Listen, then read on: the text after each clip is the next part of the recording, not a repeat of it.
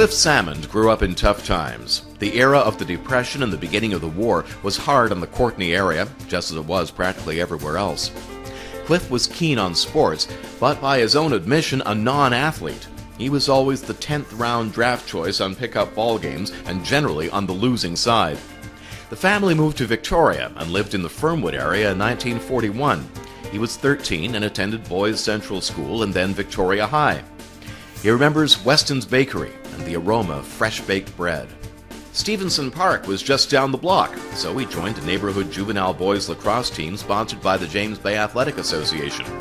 Although he was slightly built, he could run, and that speed helped him avoid checks and score a few goals, 3 in one game. Some of Cliff's other interests included metalwork machining, and at Vic High it was a dash across the field between the tech and main building that caught Archie McKinnon's eye, and so began the Victoria Cinderella in track shoes story. It was Cliff's effortless long stride that made Archie notice, and he approached Cliff and offered to help him develop as a runner. Soon Archie realized that Cliff Salmond had another talent, and that was desire. Archie worked on both, and in a short time, Cliff began collecting the laurels. The mile was his race, and on May 24, 1945, he ran his first real race, winning the junior mile event at Sydney. Then he placed second at the Victoria Highland Games and 6th in the senior event in Vancouver, running on a real track. The following season, although still a junior, he entered 5 open mile events, taking 1 win and 4 thirds, plus 2 victories in junior half-mile runs. By 1947, Archie had accumulated a fair number of track prospects from the local ranks, with an eye on the Canadian Championships and, further down the road, the Olympics. Under his able assistant Bruce Humber, the Flying Y Track Club worked out regularly during the winter months and began the season with the popular Good Friday Legion road races. Cliff won that event as a senior after previously taking the Junior Cup. He also had some success in cross-country runs. From then on, the team moved outdoors for twice-weekly training at Vic High Field. Bruce, a track star himself, who was part of Canada's 1936 Olympic team, took on the track team, while Archie directed his attention to an equally impressive Y swimming team. Twice a week was not enough for the young and determined Cliff Salmond, so he ran everywhere he had to go every day.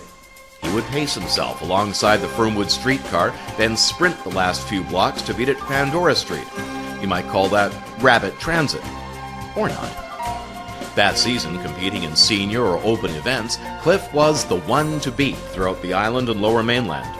He racked up a win at 2 miles, 5 firsts and a second over a mile, and then won the Canadian 1-mile gold medal in front of a huge crowd at the Caledonian Games in Vancouver.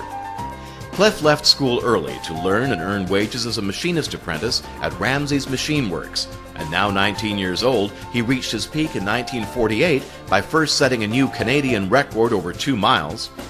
Then, with the London Olympics in his dreams, he cracked a second Canadian record over 5,000 meters at the Olympic Zone Trials in Vancouver. He also won at 1,500 meters, and that qualified him for 2 events at the Canadian Trials. After the long train ride across Canada, he was a little slower in Montreal, but Cliff Salmond still won the Olympic Trials gold medal in the 5,000 meters and earned a spot on Canada's team going to London. That was one of Victoria's largest ever Olympic contingents, as another runner, Elaine Silburn, plus 3 swimmers, Peter Salmon, Irene Strong, and Eric Jubb, joined Cliff on the trip.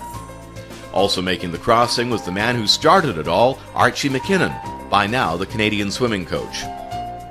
London was originally supposed to host the 1944 Games, but World War II had wiped out those games and the 1940 Olympics before it. Bomb-scarred and still recovering, Britain housed 4,000 visiting athletes in wartime barracks and schools. Not a single new facility was built, and soccer's hallowed Wembley Stadium was the main venue. The Games opened under blazing sunshine that soon turned into your typical London summer, torrential rain remaining cold and wet most days. The big stories in track that year were Emil Zatopek, Bob Mathias, and Fanny Blankers-Koen of Holland, who, pushing the age of 40, would win 4 gold medals. And Cliff was there, still a teenager who had only begun competing seriously 3 seasons before. The most recent road to the Olympics had taken more than 3 weeks of a cross-Canada train trip, an Atlantic sea voyage on the Cunard Line's Aquitania, being housed in RAF wartime barracks and British food.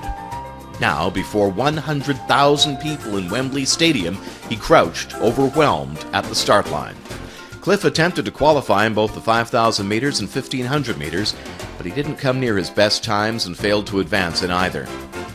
But what a storybook year for a skinny kid who claimed he had little athletic ability and trained without the benefit of a proper running track and still made up the difference with desire and dedication.